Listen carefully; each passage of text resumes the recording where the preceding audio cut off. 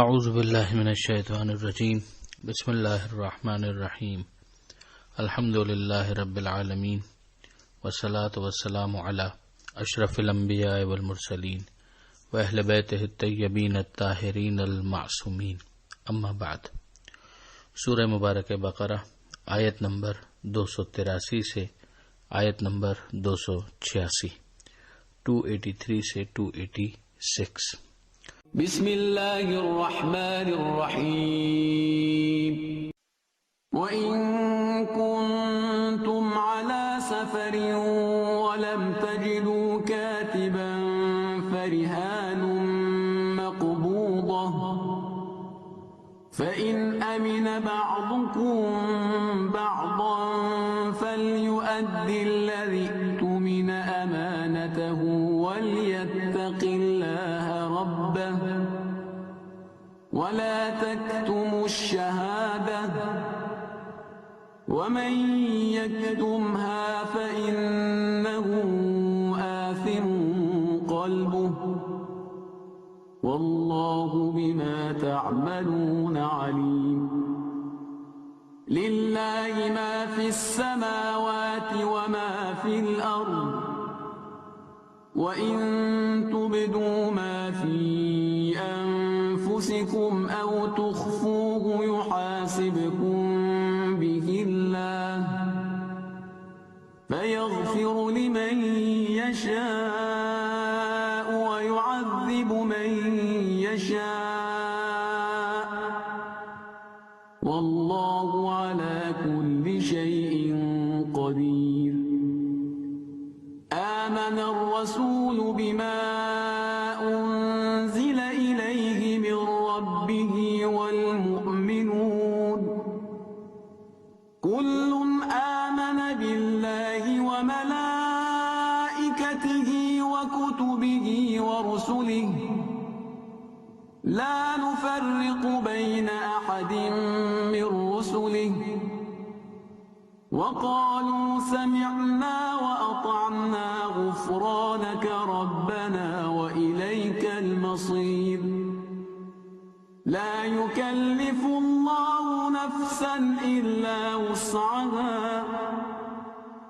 لها ما كسبت وعليها ما اكتسبت ربنا لا تؤاخذنا إن نسينا أو أخطأنا ربنا ولا تحمل علينا إصرا كما حملته على الذين من قبلنا ربنا ولا تحملنا ما لا طاقة لنا به واعف عنا واغفر لنا وارحمنا أنت مولانا فانصرنا على القوم الكافرين۔ یہ صفحہ سورہ بقرہ کا آخری صفحہ ہے، یعنی سورہ بقرہ یہاں پر مکمل ہو رہا ہے۔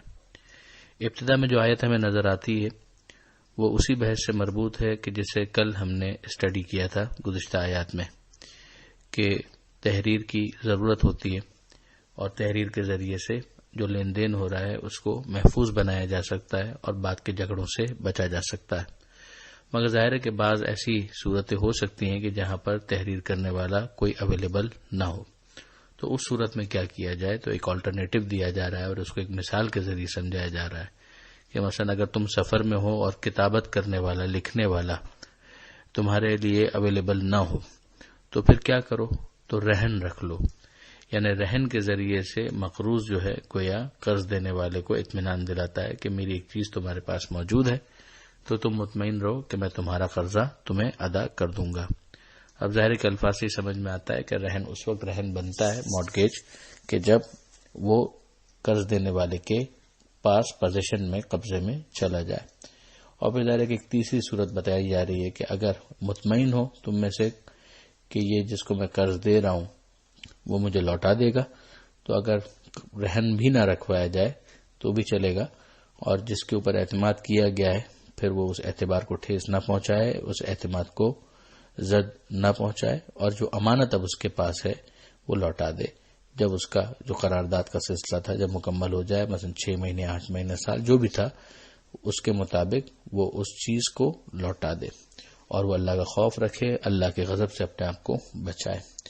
پھر اس کے بعد کہا جا رہا ہے کہ دیکھو گواہی کو مت چھپانا. جس کے پاس اس طرح کی کوئی بھی چیز اویلیبل ہے تو اگر کسی اسلامی حکومت میں جج بلائے کہ تم آؤ اور بتاؤ کہ تمہارے پاس کیا انفارمیشن ہے، تو ایک طرح سے اسے بعض علماء نے واجب کفائی قرار دیا ہے کہ وہ جو انفارمیشن ان کے پاس ہے گواہ کی حیثیت سے وہ اس کی گواہی دیں، اور اگر کوئی اس کو چھپاتا ہے تو پھر یقیناً یہ اس کے دل کے گنہگار ہونے کی دلیل ہے، اور اللہ جو عمل تم کر رہے ہو ان کو جانتا ہے. اگلی آیت میں پروردگار عالم نے ارشاد فرمایا کہ اللہ ہی کے لیے جو کچھ آسمان اور زمین میں اور جو تمہارے دلوں میں ہے، تم ظاہر کرتے ہو یا تم چھپاتے ہو، اللہ ان کا حساب لے لے گا. اصولی طور پر تو یہ بات کہی جاتی ہے کہ نیت کا کیا حساب ہوتا ہے جب تک انسان عمل نہ کرے، لیکن کئی عمل ایسے ہوتے ہیں کہ جہاں پر نیت کی خرابی کی وجہ سے وہ عمل ہی فاسد ہو جاتا ہے. جیسے ہم نے انفاق کے اندر دیکھا کہ اگر کوئی ریاکاری کے لیے ہی خدا کی راہ میں خرچ کر رہا ہے تو وہ خدا کی راہ میں کہاں خرچ کرنا ہوا. تو یہ چیز دکھاوے کے لیے ہے، تو یہ دکھاوے کی نیت تو دل میں ہے، جس کی وجہ سے وہ قابل محاسبہ اور اکاؤنٹیبلٹی کے لیے کوالیفائی کرتا ہے. اسی طرح سے جیسے شرک کا معاملہ ہے تو شرک تو دل ہی کے اندر ہوتا ہے کہ جہاں خدا کے ساتھ کسی کو معاذ اللہ شریک قرار دے دیا جائے. تو یہ چیزیں ہیں کہ جن کے اوپر محاسبہ ہو سکتا ہے. پھر خدا فرماتا ہے جس کی چاہے وہ مغفرت کرے اور جس کو چاہے عذاب کرے. اللہ کا چاہنا بغیر وجہ کے نہیں ہوتا، وہ حکیم ہے، حکمت ہے. تو خدائے حکیم کا کوئی فعل حکمت سے خالی نہیں ہوتا. اللہ ہر چیز کے اوپر قدرت رکھتا ہے. اور پھر اس کے بعد پروردگار عالم نے بالکل یہ اب اختتام کی طرف ہم لوگ بڑھ رہے ہیں. پروردگار عالم نے یہ ارشاد فرمایا کہ رسول ایمان رکھتے ہیں اس پر کہ جو ان پر نازل ہوا. یعنی یہ دنیاوی لیڈروں والا معاملہ نہیں ہے کہ بہت سے کہتے ہیں اور لوگوں سے مطالبہ کرتے ہیں لیکن خود وہ دل سے کنونس نہیں ہوتے. رسول پوری طرح سے کنونس ہے، دل سے کنونس ہے، وہ پوری طرح ایمان رکھتے ہیں کہ پروردگار عالم نے جو ان پر نازل کیا ہے حق ہے، جو انہیں منتخب کیا ہے وہ حق ہے. تو رسول کا ایمان ہے اس پر کہ جو ان پر نازل ہوا ان کے رب کی جانب سے. اور مومنین بھی ایمان رکھتے ہیں. مومن بنتا ہی اس وقت ہے کہ جب اس کا ایمان ہو، صرف نمائشی ایمان نہ ہو، حقیقی ایمان ہو. پھر اس کے بعد وہ تفصیل بیان کی جا رہی ہے کہ یہ سب ایمان رکھتے ہیں اللہ پر بھی، ملائکہ پر بھی، کتابوں پر بھی اور رسولوں پر بھی. یعنی اللہ جو نازل کر رہا ہے، ملائکہ جو لے کر آ رہے ہیں، کتابیں وہ صحیفے وہ دستور جو ساتھ آ رہا ہے، اور رسول جن کے اوپر یہ ساری چیزیں نازل ہو رہی ہیں. پھر اس کے بعد ایک مسلمان کا عقیدہ کیا ہونا چاہیے رسولوں کے حوالے سے وہ سمجھایا جا رہا ہے کہ لا نفرق بین احد من رسلہ، کہ ہم رسولوں میں کسی تفریق کے قائل نہیں ہیں. ان کی فضیلتوں کا فرق ہونا الگ بحث ہے، جس کو پہلے بتایا گیا کہ تلک الرسل فضلنا بعضهم علی بعض، ان میں بعض کو بعض پر ہم نے فضیلت دی. مگر رسول ہونے کے اعتبار سے ہم کسی فرق کے قائل نہیں. ہم آدم سے لے کر خاتم تک تمام رسولوں کو، نبیوں کو مانتے ہیں. ہم عیسیٰ کو بھی مانتے ہیں، ہم موسیٰ کو بھی مانتے ہیں علیہم السلام.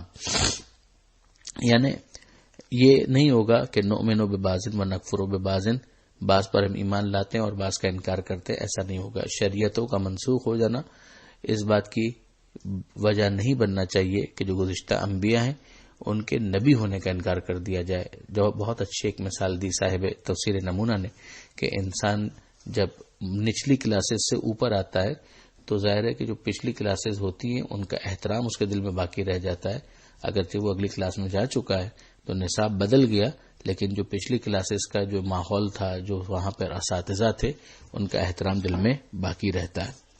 پھر یہاں پر کہا گیا، انسان کو سمجھایا جا رہا ہے کہ وہ لوگ یوں کہتے ہیں، گویا ان کو یوں کہنا چاہیے کہ سمعنا و اطعنا، کہ مالک ہم نے سنا اور ہم اطاعت کرتے ہیں. غفرانک، ہم تیری مغفرت کے طلبگار ہیں. ربنا، تو ہمارا پالنے والا ہے. و الیک المصیر، اور تیری بارگاہ میں ہمیں پلٹنا ہے. یعنی دنیا میں ہمارا طریقہ یہ ہوگا کہ ہم سنتے جائیں گے، اطاعت کرتے جائیں گے اور تیری مغفرت کے طلبگار رہیں گے. تو پالنے والا ہے اور بالآخر تیری طرف ہمیں پلٹ کر آنا ہے. اب جو ہمیں اس دنیا کے اندر مکلف بنایا گیا ہے، ذمہ داریاں دی گئی ہیں، ان کی کیا کیفیت ہے؟ لا یکلف اللہ نفسا الا وسعها، کہ اللہ کسی کو اس کی گنجائش سے زیادہ تکلیف نہیں دیتا، ذمہ داری نہیں دیتا. یہ پروردگار کے عادل ہونے کی بہت بڑی دلیل ہے۔ لہا ما کسبت وعلیہا ما اکتسبت، تو ہر نفس جو بھی انسان ہے جو وہ کماتا ہے تو اپنے فائدے کے لیے، اور جو اگر وہ کچھ برا کرتا ہے تو اس کا وبال بھی اس کے اوپر ہے۔ ربنا، اے پروردگار، اے ہمارے رب، لا تؤاخذنا، ہمارا مواخذہ نہ کرنا، ان نسینا او اخطأنا، اگر ہم بھول جائیں یا ہم سے خطا ہو جائے تو ہمارا مواخذہ مت کرنا، یعنی ہمیں معاف کر دینا۔ ربنا ولا تحمل علینا اسرا کما حملتہ علی الذین من قبلنا، اے ہمارے پروردگار، ہم پر ویسا بوجھ بھی نہ ڈالنا کہ جیسا گزشتہ امتوں پر ڈالا گیا تھا، یعنی ان پر جو بوجھ ڈالا گیا تھا ویسا بوجھ ہم پر نہ ڈالنا، جیسا پیغمبر نے فرمایا کہ مجھے آسان شریعت کے ساتھ بھیجا گیا ہے۔ گزشتہ شریعتوں میں بعض جگہ ہمیں روایتوں میں 50 نمازوں کا بھی ذکر ملتا ہے، اور بعض ان کی حرکتوں کی وجہ سے بھی سزا کے طور پر کچھ ذمہ داریاں ان کے اوپر ڈالی گئی تھیں۔ اور پھر اس کے بعد کہا گیا کہ اے پروردگار، یعنی انسان یہ دعا مانگے، یہ پروردگار کی طرف سے ہے، مگر گویا انسان اپنی دعا کو، خالق کے کیے ہوئے فیصلے کو اپنے دل کی آواز بناتا ہے جو مقتضائے عبودیت ہے۔ علامہ نقن کی تعبیر میں کہ انسان یوں جو کہہ رہا ہے وہ اپنی دل کی آواز بنا رہا ہے اسی فیصلے کو جو خدا کا ہے کہ ہمارے پروردگار ہم پر ویسا بوجھ مت ڈال کہ جس کی ہم میں طاقت نہ ہو کہ ہم اٹھا سکیں۔ یہ پہلے اعلان ہو گیا کہ اللہ کسی کو اس کی گنجائش سے زیادہ ذمہ داری نہیں دیتا۔ واعف عنا، ہمیں معاف فرما، واغفر لنا، ہماری مغفرت فرما، ورحمنا، اور ہم پر رحم فرما۔ معاف کر دے، یعنی جو ہم نے غلطیاں کی انہیں درگزر کر دے۔ واغفر لنا، ہماری مغفرت فرما، یعنی اس پر پردہ بھی ڈال دے۔ ورحمنا، اور پھر اس پر ہم پر رحم فرما، یعنی مزید نعمتیں بھی عطا فرما۔ انت مولانا، تو ہمارا مولا سرپرست ہے، ہمارا آقا ہے۔ فانصرنا، ہماری مدد فرما، علی القوم الکافرین، کافروں کے مقابلے میں ہماری مدد فرما۔ وللہ الحمد، الحمدللہ کہ یہاں آیت نمبر 286 مکمل ہوتی ہے اور سورہ بقرہ بھی اس کے ساتھ مکمل ہوتا ہے۔ اب اس کے بعد انشاءاللہ سورہ آل عمران ہے کہ جس پر کل سے گفتگو ہوگی۔ پروردگار عالم سے دعا ہے قرآن مجید سمجھنے اور اس پر عمل کرنے کی توفیق عطا فرما، اور وارث قرآن امام زمانہ کے ظہور میں تعجیل فرما۔ وآخر دعوانا ان الحمد للہ رب العالمین، والسلام علیکم ورحمۃ اللہ وبرکاتہ۔